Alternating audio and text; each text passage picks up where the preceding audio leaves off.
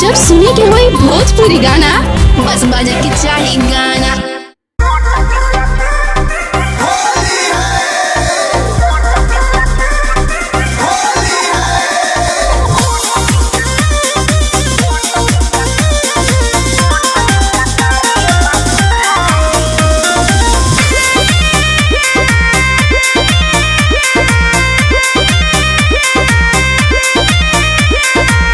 आवाना खेला होली कर जनी माना हो होइलु से आन साली छोड़ा बच्चा पाना हो।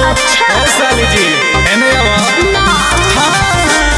आवाना खेला होली कर जनी माना हो होइलु से आन साली छोड़ा बच्चा पाना हो। ओहो जिद मत करी लोहे लोहे जाई तोहरा ना बुझाई राउर मोट पिच्चा कारी बाबू खाए जाई भीतर हेटर गरम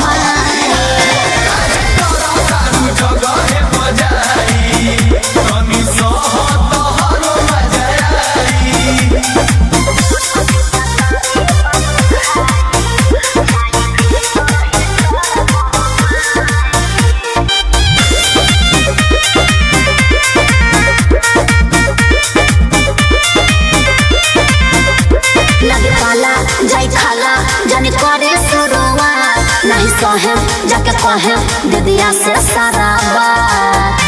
अरे ऐसनो का करबू ए दादा हो साली हमर साली हो असो होली बितई बुका खाली हो। देखी जीजू हाला कर जनी हमारा के दो तरसाई तोहरो मजा आई तोरा मोट पिच्चा कारी बाबू खाए जाई भीतर हेटर गरम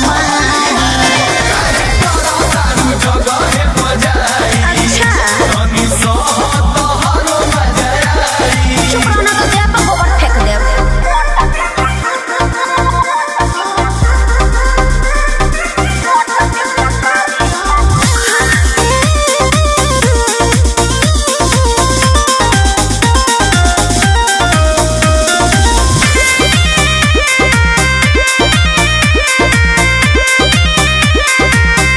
भल गरम धनरम जनी करे अपना का सुनी जीजा है न तेजा जब छुअम कोनो अरे होली हाथ ना तो चलबे करी हो जबरी ना चल डालम रंगवा ना चली पाता हो साली जीजा से निभाव तू नाता हो।